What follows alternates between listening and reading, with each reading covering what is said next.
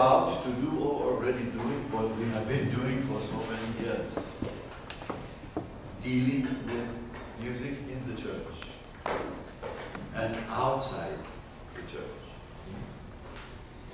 And this is meant to be not a lecture. By the way, how long should this be? How far we can go? 1 hour. From, it's 5:30? To about 5:40. 5:40.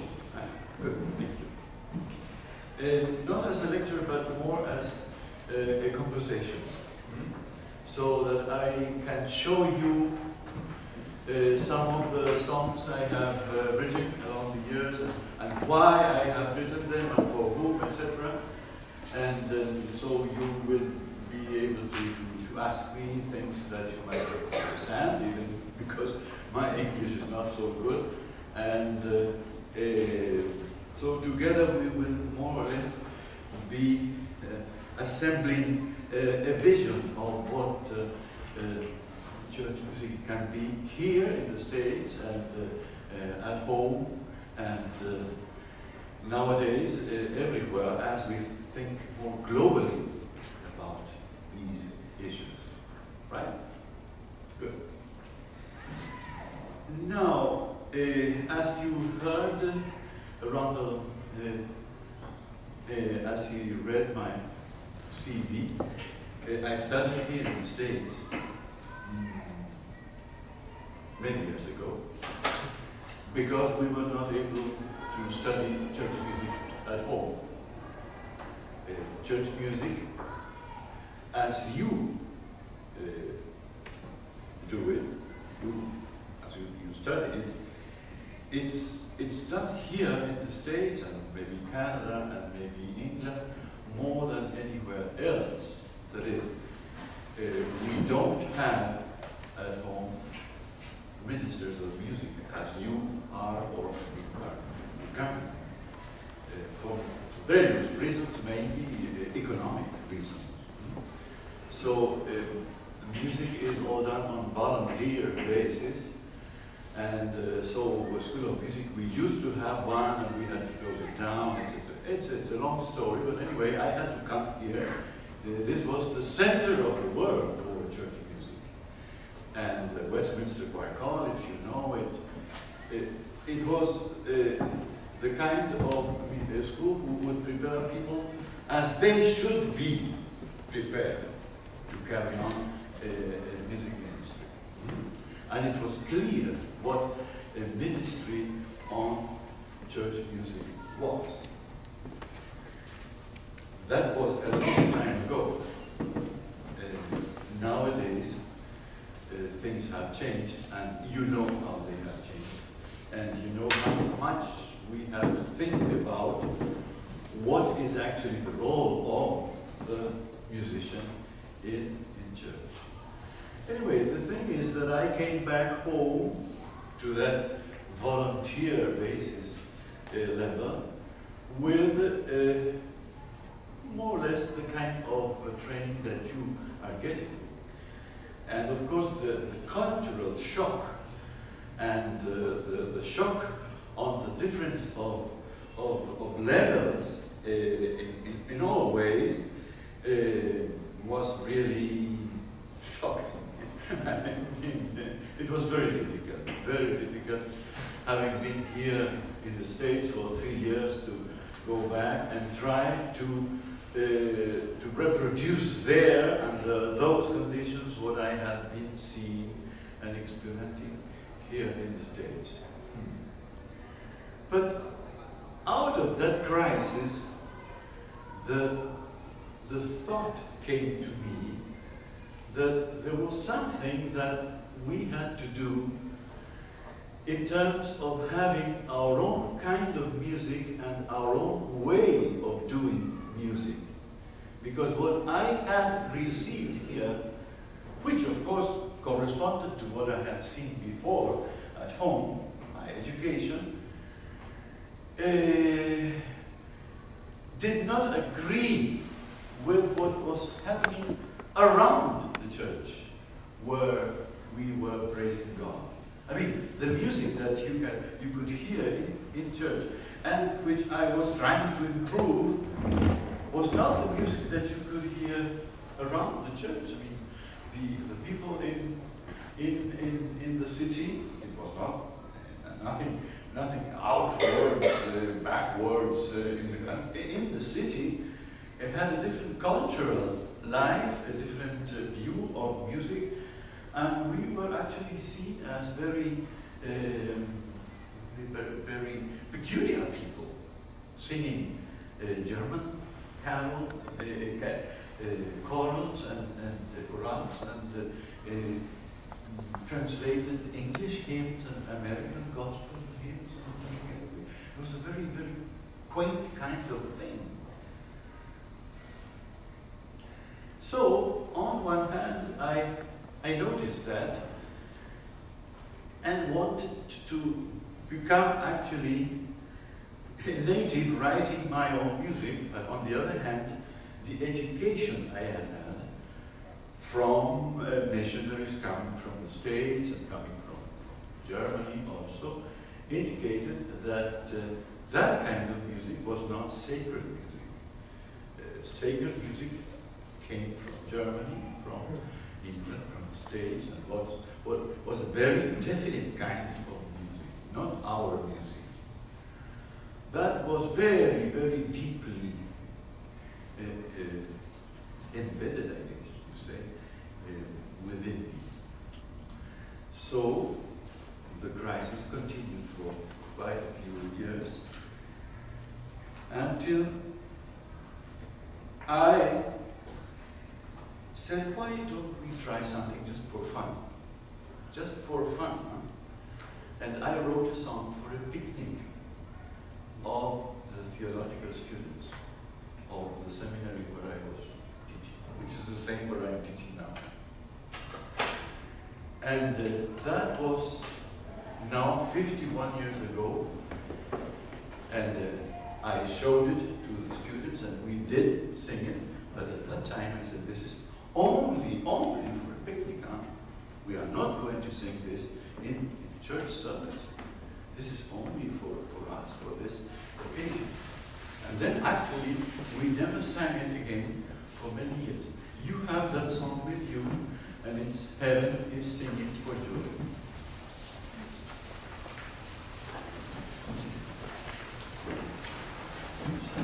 El cielo canta alegría.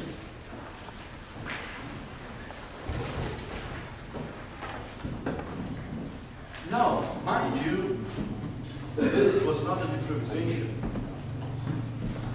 It might have been just almost a joke. But I had studied music, and church music, and was able to do something, but there was something else which, as you see, had to do with education and certain theology, etc., which just prevented me from writing. But I went to places where people sang and played this type of music, and I read books about the music of our forefathers, the Incas, and all the great civilizations of South America, and noticed all the different items that this music had, and then construed, because actually it is a desk stuff, this little piece. Taken for granted that the ancient, and the most ancient, the better, was the real authentic music of our people. So, what were they using as their basis? The 5-note scale. F,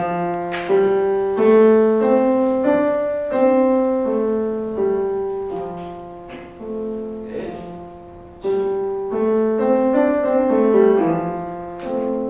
And of course, all books will tell you that this is the basic scale used in many civilizations around the world.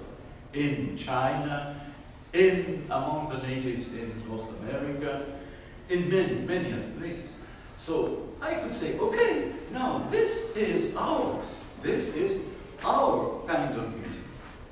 So, dee da da dee da dee da dee da da dee dee da dee da dee da da da da dee dee. So I wrote this song with those 5 notes. Then I said, now it comes to rhythm. What?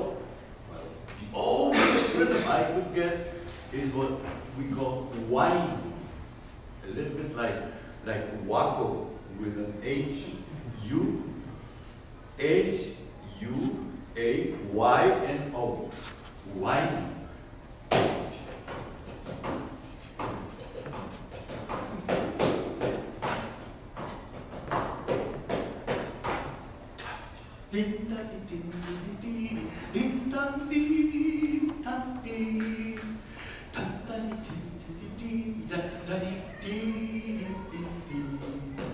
So, of course, the rhythm made the 5 notes something different.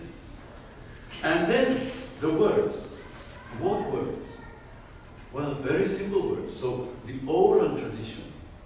These songs I heard people sing totally by heart.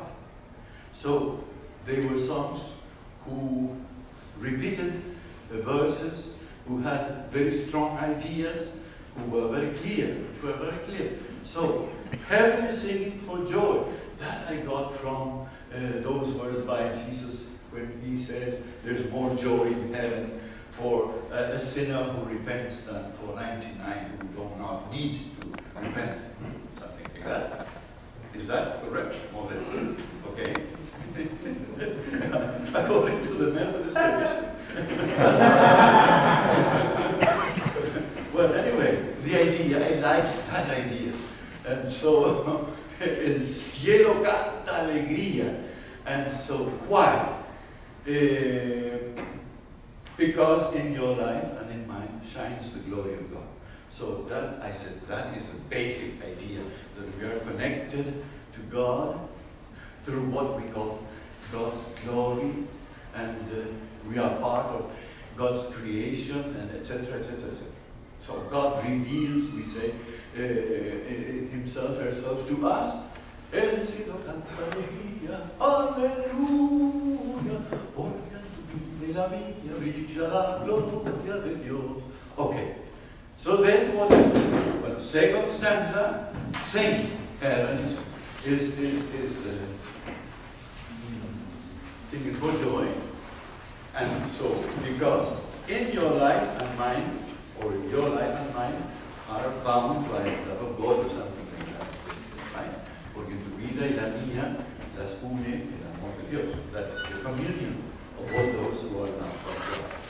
And so then the third stanza, again the same words, but why? Because your life and mine will proclaim. So I said, wonderful. Then we have the 3 main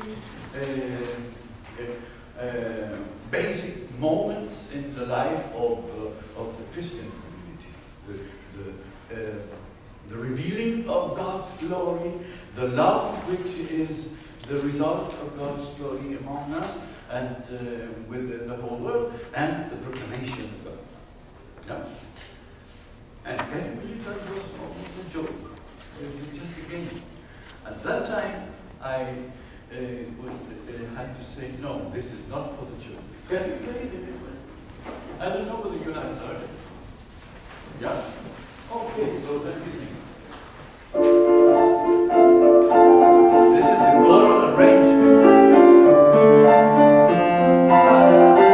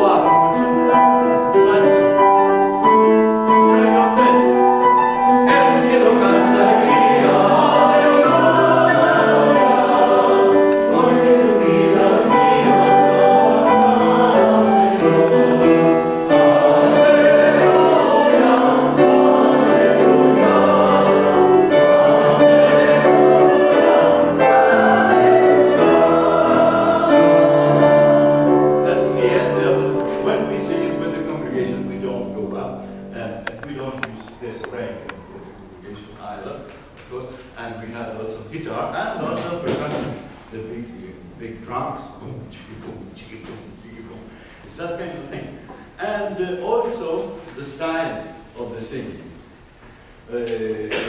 Sometimes when people take a song, for instance, the Swedish will go.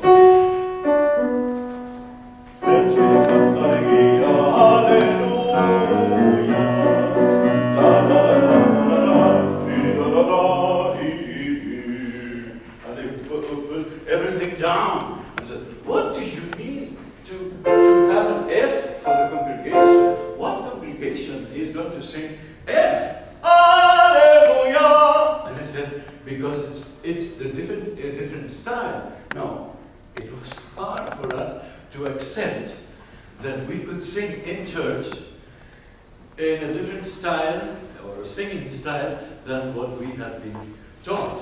I mean, we, if I say we Westerners, have been teaching the whole world how to sing since Italy discovered opera and on, you see.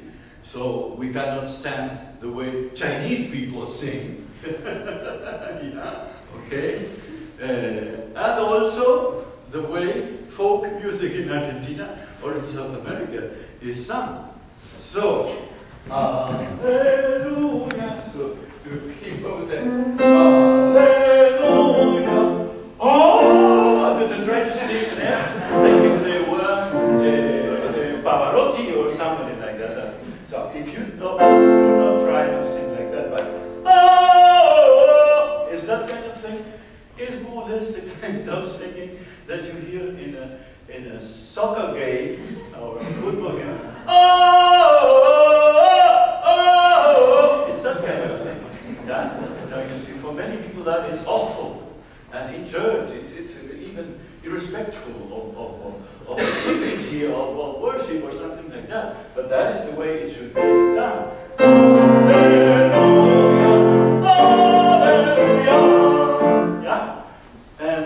So, it was from a cultural point of view a breaking point to go from what?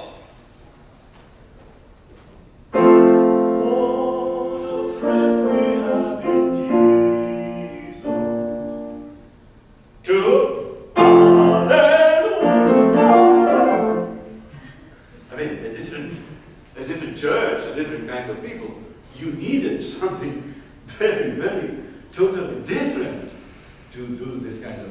That was one of the reasons why this type of music was not sung in church.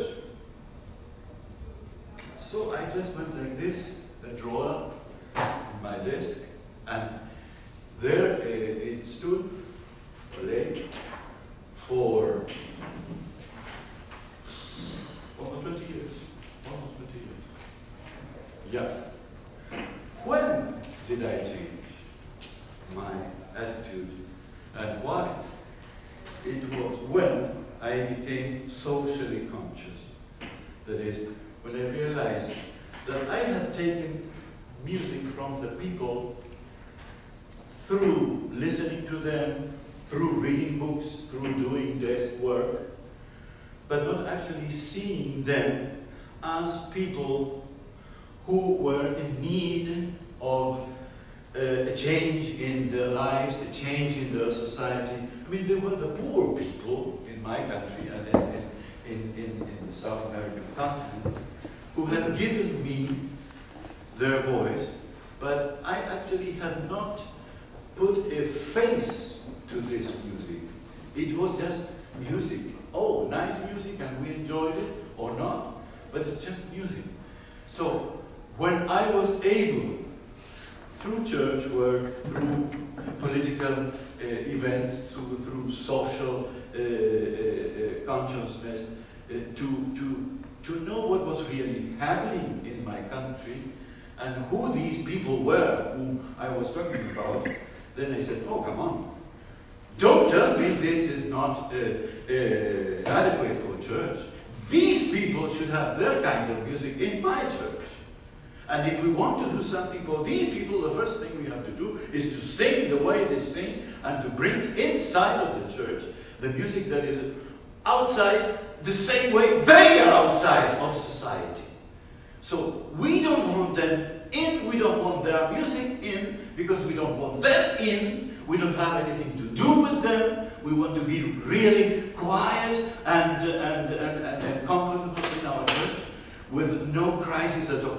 No, no, no, no, no. So for me, it was like a conversion. Like a real conversion, I would say, because I was born and raised in a Protestant church. I cannot remember a time when the Lord called me or something like that. But at that time, I really became aware that my vocation, what I had been receiving musically from everybody, was to be put as a tool for the liberation of our people. So that changed totally. I mean, I changed myself. And then from then on, I did not ask permission from anybody to have this type of music. And as I suspected, most people were really happy that we were able finally to sing something which we could call our own. So then it was like a stream that began to flow. Mind you, at that time I had already studied in New York. When I came from New York, and I should say that partly that had to do with this change also, the things that were done in the School of Music in New York in the 70s were of the kind that I had to say what I was trying to do was nothing compared with the things that I had heard and seen at the worship services in the chapel and at the seminary in New York. So that's when the time when we started editing a songbook and making these songs available to everybody. That was the beginning of a new movement. I'm talking about 1974. That's quite, it's 35 years. Yeah, 35 years. The beginning of what we call a movement of the new song in South America, especially in the southern part of South America. Of course, it is not something isolated. It has to do with what was happening politically and socially and culturally in our countries. But the fact is that we were able to integrate ourselves into what was happening. We did not forget about what a friend we have in Jesus. We still sing, we still enjoy it. But thank God we have been able to integrate our own kind of culture within worship, including music, and giving all kinds of music from all around the world their own place. So after this, when I recovered this after 20 years, the minister in my church came and said, we want to give the act of communion, of the Eucharist, the Lord's Supper, a more elaborated and a deeper place within the community. We would need a song that everybody could sing. The kindergarten children and their grandparents. Couldn't you write something? And I wrote Mi Bueno, which is of course this song 133. Oh, look at one, Mi Bueno. This is another folk rhythm, because then I started to experience with different rhythms from the different areas of my country. So this is a very playful kind of thing. Can you play it? Yeah. The beginning of just the beginning. Da, da, da, da. Yeah, it's not. Usually people whistle it.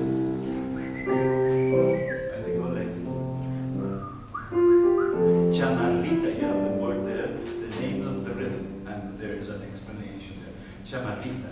So it's very, very adequate for children and also for the rest of the people.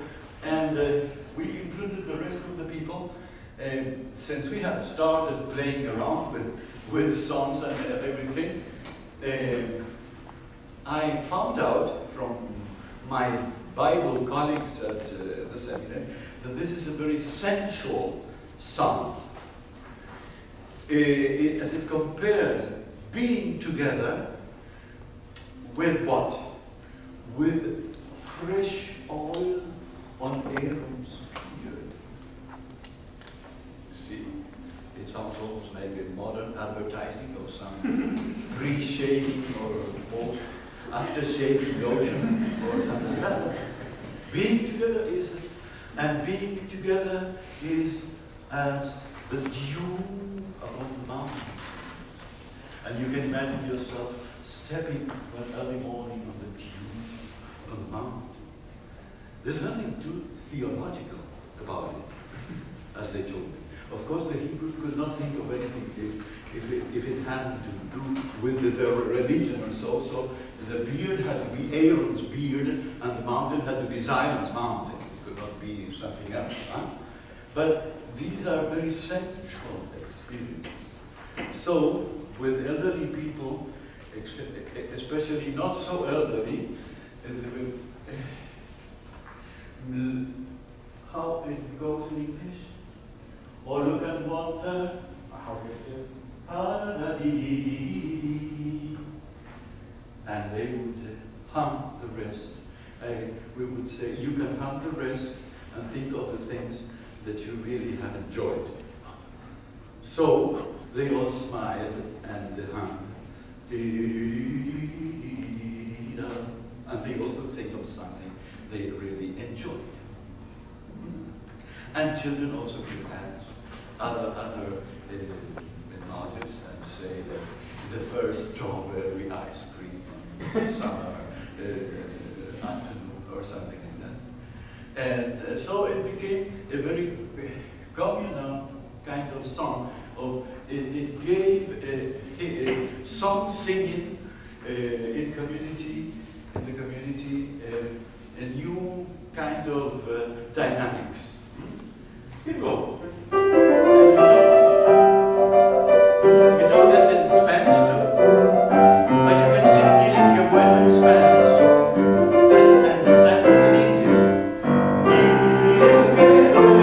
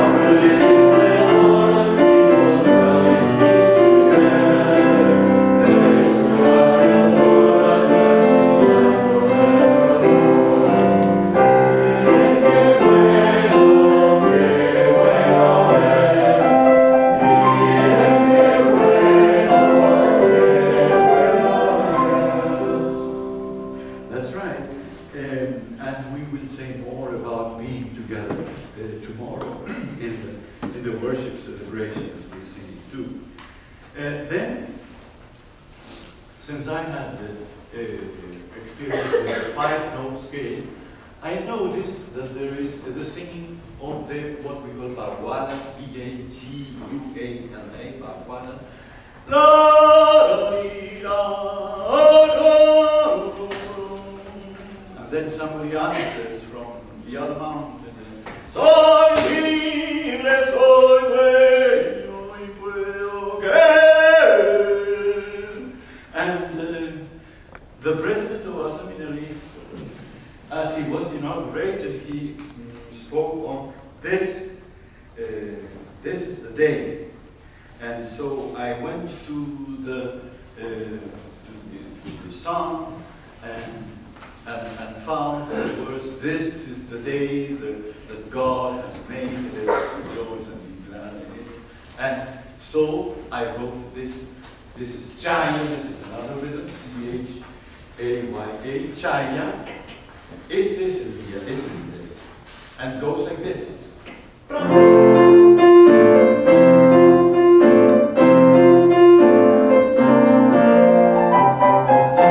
a little bit too fast. Este es el día, este es el día, este es el día que es el Señor.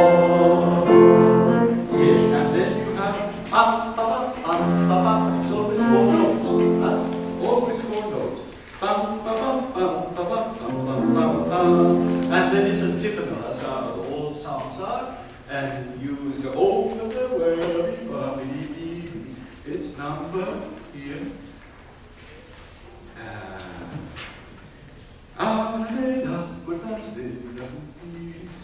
Let us be glad as we pass through those gates. And so the rest of the congregation answered. Shall we try it? Este es el día, and then you can go antiphonally. Actually, these people, and most of the time they are women, and elderly women, they get together and sing together. And since all of them sing in 4 notes scale, you can get them together. They don't clash among. Let's try it. Este es we can say in Spanish, este es el día, este es el día, este es el día, este es el día que hizo el Señor. And if you want to say that God has made, then we could get really bilingual. Este es el día that God has made. Here you go. Este es el día, este es el día, este es el día.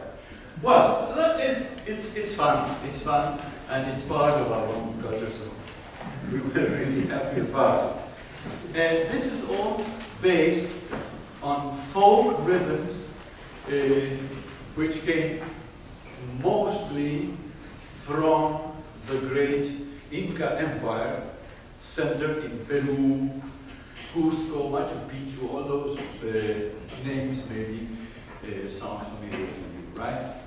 That empire came all the way to middle Argentina. There is Peru, Bolivia, northern part of Chile, and the center of Argentina. And going north, you have Ecuador, and you have Colombia. So that was for us something like a discovery, finding that these people were able to give us a new identity. As I studied a little bit around, I found out that this is always the case, that the losers, the weak people, the poor, are the ones who keep the strongest identity, the solid culture that they have received. Now, if you come to think, what is the most original music from the United States, known all over the world? What would you say? Maybe blues. Maybe blues. Jazz. Jazz. And what is jazz? Creole. Creole. And for us, outside the United States, when we think about the United States, your music is what the Jewish did with what the black people created. Gershwin, Aaron Copland, and all the Broadway authors that you can name, Aaron Darling, etc., etc., etc. So you are represented to us by what the weakest people in your country did in relation to music. You see? I don't know whether you are aware of that, but the product of your society, which has made the strongest, it is a real strong impact on the rest of the world, is that. This is the same case. The Incas, the poor, the losers, the defeated, those were the ones we had to go to in order to get our own new identity. And now I stand here saying, this is our music. This is the music I received from them. I mean, I didn't copy, but I was inspired. This was the basics of what they gave to us.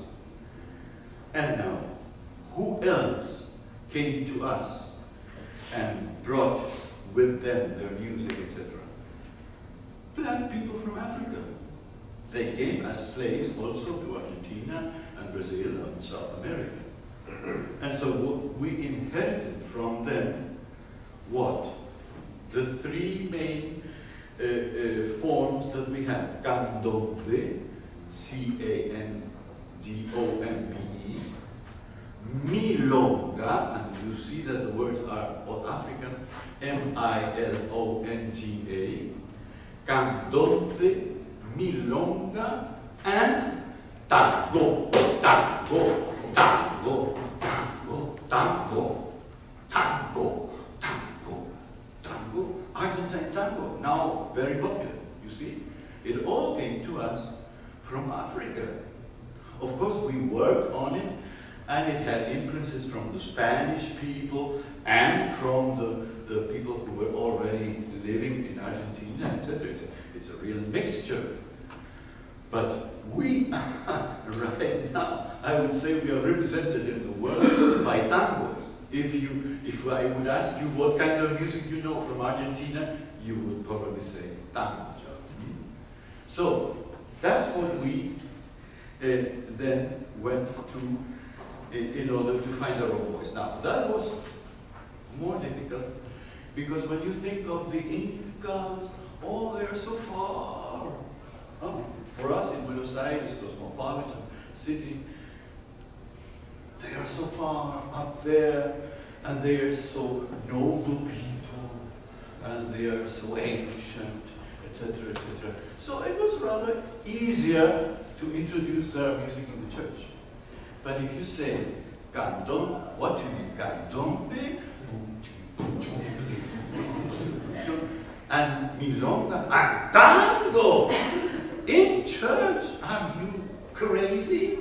So that was very, very much more difficult because that was our daily life in an urban situation, our daily life music, and was dirty music, and it was worldly music, and was pessimistic lyrics to it, and everything that was not good for our own education, which was not adequate for the church, was there. When my father listened to a tango being played on the radio, he would turn the radio to another station. He would not let us listen to tango.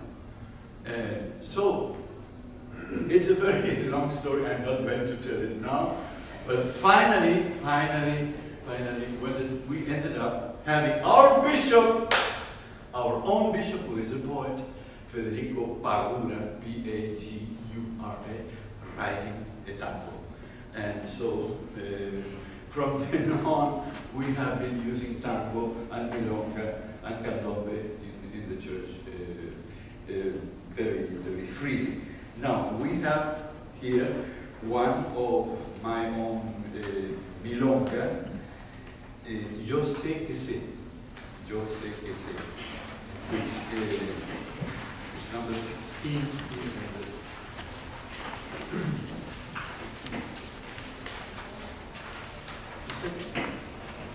5:30? 5:40.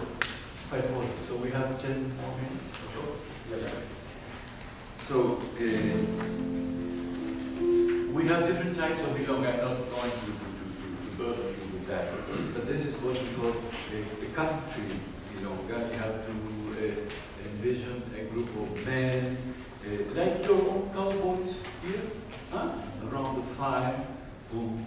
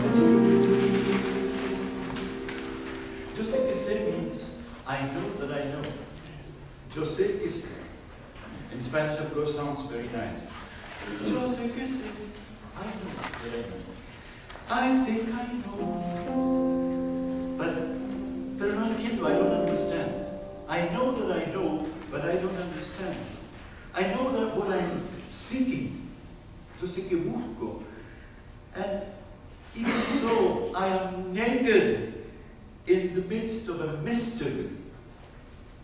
Yes, God. Quisiera no preguntar. I wish I didn't have to ask. But today I can. You see, this, of course, is a new kind of song for the church. A song of people who are able to doubt, people who are sincere and honest to tell God what it is inside of them. Let's try.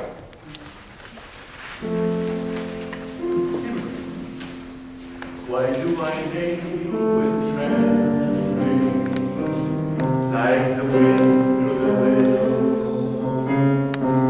Why do I long for this, straining after a veil? Why out of glass do I hold you, when blood and body may fall? I think I know, but barely grasp it. My restless spirit keeps never asking, and straight and dazzled, our ocean waves of mystery. Yes, my God, yes, my God, my questions I like to find.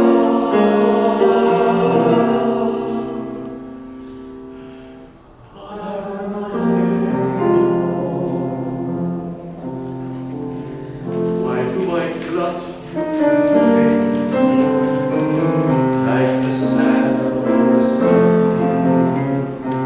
Why do I salt you with marble when you cross through my bloodstream? Why do I name you a starlight when you are enshrouded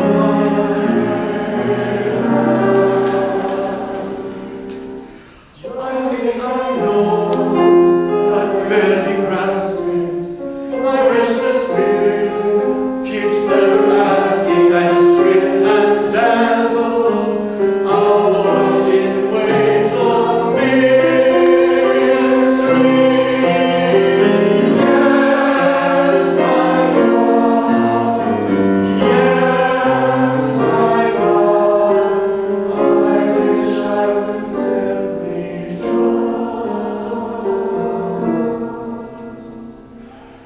your word of wonder.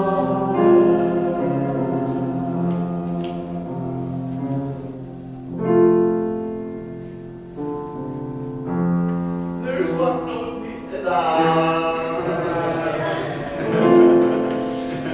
because it's not an ovation, you see.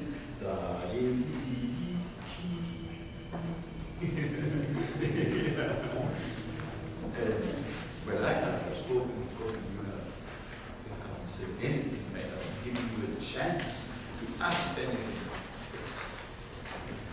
And we are almost there, right?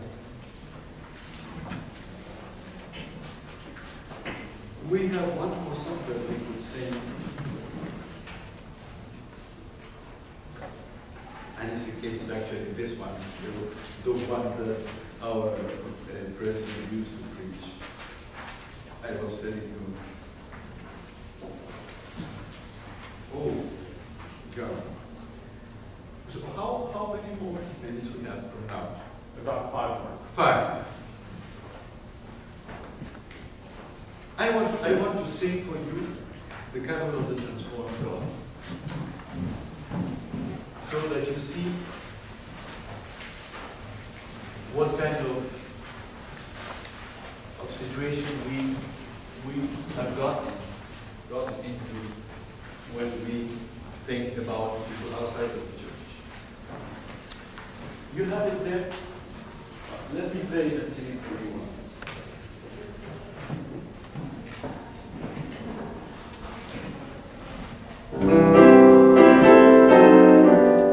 You have again the same rhythm, right? But a little bit of your influence.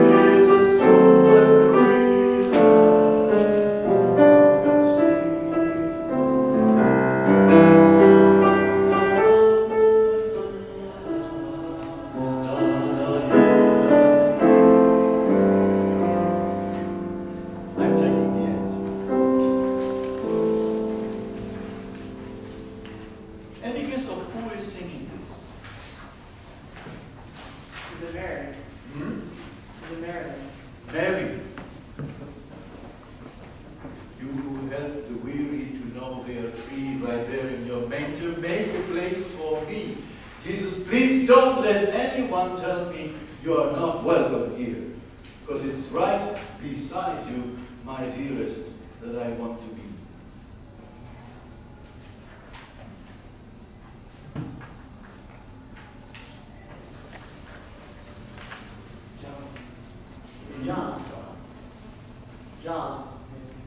John.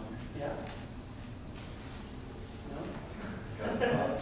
John transformed into Mary. The transvestite.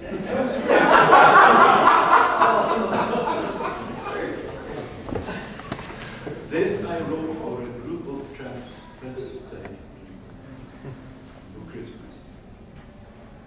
My wife works with women in what we call state of prostitution. And among them, there was quite a few people who were transvestite. And I came to realize the anguish of what it means to be not what you look like, and at the same time of being what you really think you are. That kind of thing doesn't seem to be a little bit. And so I took God transforming transvestite himself into a human being in order to show us his love, that kind of thing. So this is a carol, a Christmas carol, of the transformed God, dedicated to these people. It seemed like a very too specific kind of song, but then I realized that eventually most of us are not exactly what we look like, or what we think we are, or what we others think we are. There is this something inside of all human beings of not being what we really would like to be. So we have come to use this song even for confession of sins or other moments in worship, where this feeling of anxiety with yourself is present and becomes very important. And if I have just one moment, you stand up as we sing Este Momento. This is the moment, and you play, which is on the line of Yo sé que sé. This is If you want to do a little bit, if you want to make before we do both of those. good. So, you want us to do it now and then if no. Is the momento? Yeah. But I will not say anymore. This is one of my own poems. What I perhaps you should know is that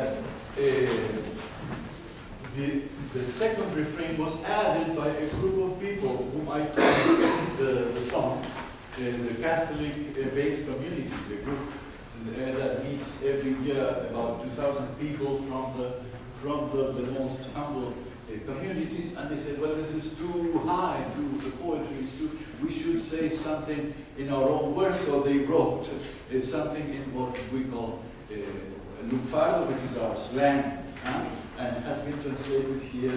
It is a bit more, hold on and never give in, throw all your fears to the wind, join hands and hearts in the air, and let us walk on, because this was used actually to walk, but it's a long story. Here we go. So this is candombe. This is the other from the form I was mentioning. Milonga, and this is candombe. So we go.